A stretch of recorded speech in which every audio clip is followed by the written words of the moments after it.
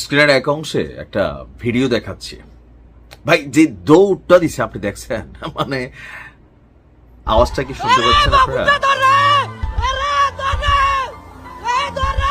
যুক্তরাষ্ট্রের নিউ ইয়র্কে এই দৃশ্যপট দেখার পর একটা জিনিস তো আসলেই কিন্তু আওয়ামী লীগ সম্পর্কে মানুষের ধারণা সত্য যে আওয়ামী লীগ আসলেই কিন্তু ভয়ঙ্কর। কারণ আওয়ামী লীগের শাসন আমলেও বাংলাদেশের অনেকেই বিদেশ গিয়েছেন, যেমন শাইম ওসমান গিয়েছেন।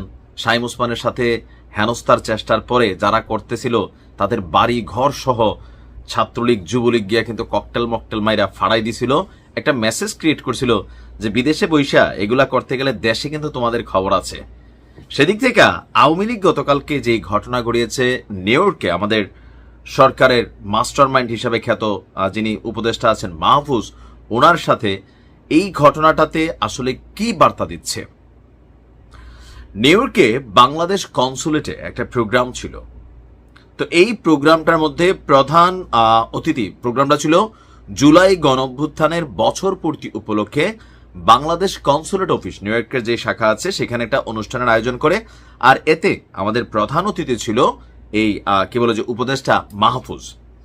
এই অফিসে ঢোকার সময় আওয়ামী লীগের কর্মী সমর্থকরা ভিডিওর প্রথমে যেমন দেখছেন যে দৌড়টা দিছে, এরকম ভাবে দৌড়াইয়া তথ্য এবং সম্প্রচার উপদেষ্টা মাহফুজ আলমকে হেনস্থার চেষ্টা করেছে। নিউ ইয়র্কে স্থানীয় সময় রোববার সন্ধ্যায় এই ঘটনা ঘটে। তবে এই ঘটনাগুলো কি বাংলাদেশের জন্য আসলে পজিটিভ? বিদেশিদের কাছে কি বার্তা দিচ্ছি আমরা? আগেও এরকম হয়েছে, তবে এতটা ডেঞ্জারাস হয় নাই, পরিস্থিতি এতটা খারাপ গেছে। দিন শেষে আপনার এই কনসুলেট অফিসের যে দরজা কাচের সেটা ভাঙা হয়ে গেছে, মানে ফাইটা গেছে। তারপর হচ্ছে ডিম ছুটছে, এবং কি উপদেষ্টা মাহফুজ ভয় পাচ্ছিলেন যে তিনি কিভাবে এখান থেকে বের হয়ে যাবেন। পরে কনসুলেট অফিস আপনার নিউ ইয়র্ক পুলিশের সহযোগিতা নিয়ে তাকে সেখান থেকে বের করে বাসায় পাঠাইছে। মাহফুজ আলম ঢোকার সময় কনসুলেট অফিসের সামনে আওয়ামী লীগের পতাকা হাতে জয় বাংলা জয় বঙ্গবন্ধু দিয়ে, মানে স্লোগান দিয়ে কর্মী এবং সমর্থকেরা বিক্ষোভ করেন। ইভেন মাহফুজ আলমকে মারার জন্য বাংলাদেশে এই যে ডিম ছোড়ার যে সংস্কৃতি আমরা বিদেশে নিয়ে গেছি, তবে বিদেশিরা টমেটো মারে, আমরা বাংলাদেশের তারা বিদেশে গেলেও ডিমই মারি, এটাই প্রমাণিত। আপনার মাহফুজকে উদ্দেশ্য করে তারা ডিম ছোড়েন, তারা মাহফুজ আলমের বিরুদ্ধে বিভিন্ন স্লোগান দেন, কনসুলেট ভবনের কাচের দরজাটাও ভেঙে ফেলেন। প্রেস মিনিস্টার গোলাম মর্তুজা তিনি আপনার ওয়াশিংটন ডিসি থেকে ওই অনুষ্ঠানে এসে যোগ দিয়েছিলেন। আর এখানে দিন শেষে প্রোগ্রামটা একটু এলোমেলো হয়ে গেল।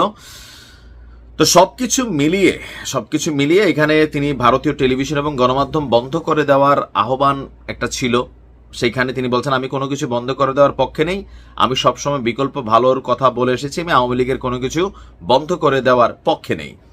তবে এইটা একটা বার্তা দিচ্ছে যে আওয়ামী লীগ আসলেই ঘাটতারা, দেশে হোক বিদেশে হোক, ওই যে বলে না যে ভয়ঙ্কর রূপে ফিরবে আওয়ামী লীগ, এটার কিন্তু একটা অ্যাকশন এখানে দেখা যাচ্ছে। তবে অলরেডি এটা নিয়ে আমরা যতটুকু জানি নিউ ইয়র্ক পুলিশের মাধ্যমে যারা এই ঘটনাগুলো ঘটাইছেন আপনাদের বিরুদ্ধে আইনি ব্যবস্থা নেওয়ার জন্য ঘোষণা আসছে। এটা করছে মুশফিক ফজল আনসারী। তিনি বলছেন যেটা নিউ ইয়র্ক পুলিশের মাধ্যমেই জড়িতদের চিহ্নিত করে ব্যবস্থা নেওয়া হবে। আসলে কি এরকম ব্যবস্থা আছে ভাই? এটা হবে না। এটা মুশফিক ফজল আনসারী ভাই নিজেও বলার জন্য বলছেন, কারণ ফ্রান্সের প্রেসিডেন্ট ইমানুয়েল ম্যাক্রুকে একজন জনতা থাবড় দিয়ে ডাইরেক্ট থাবড় দিয়ে ফেলছিল। পচা ডিম মারা এগুলো এই দেশে নর্মাল।